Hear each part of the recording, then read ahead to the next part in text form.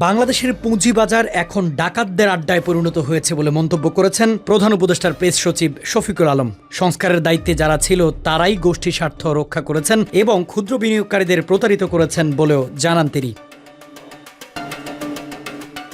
25 মে capital market journalist forum আয়োজিত CMJF টক অনুষ্ঠানে প্রধান অতিথির বক্তব্যে এসব কথা বলেন তিনি। অনুষ্ঠানে শফিকুল আলম বলেন, ইতিহাস ঘেঁটে দেখা যায় পুঁজিবাজার সংস্কারে যারা এসেছেন তারা কেউই নিরপেক্ষ ছিলেন না, সবসময় কোনো না কোনো ইন্টারেস্ট গ্রুপকে সুবিধা দিয়েছেন, আর ক্ষুদ্র বিনিয়োগকারীরা হয়েছেন প্রতারণা আর ম্যানিপুলেশনের শিকার।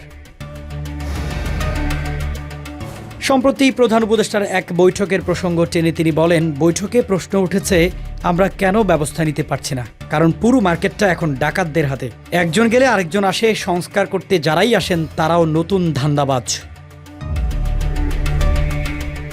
প্রেস সচিব বলেন, প্রফেসর ইউনুস জোর দিয়ে বলেছেন কার্যকর সংস্কারের কথা, সেটি করতে হবে এমন যারা গোষ্ঠীগত স্বার্থের বাইরে, তাদের মাধ্যমে এটা করতে হবে।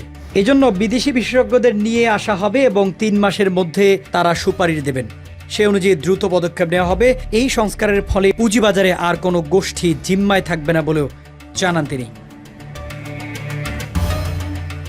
চট্টগ্রাম বন্দর নিয়ে তিনি বলেন, ডিপ রিফর্ম করতে চাই, আমরা বন্দর কাউকে তুলে দিচ্ছি না, তবে বিশ্বের বড় কোম্পানিগুলো যেন এখানে বিনিয়োগ ও ব্যবস্থাপনা করে সে সুযোগ নিতে চাচ্ছি। আমাদের পোর্টকে দক্ষ করতে বিশ্বের শীর্ষ প্রতিষ্ঠানগুলোর সঙ্গে আলোচনা চলছে।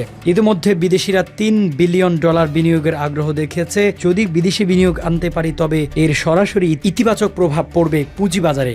ক্যাপিটাল মার্কেট স্বয়ংক্রিয়ভাবেই গ্রো করবে।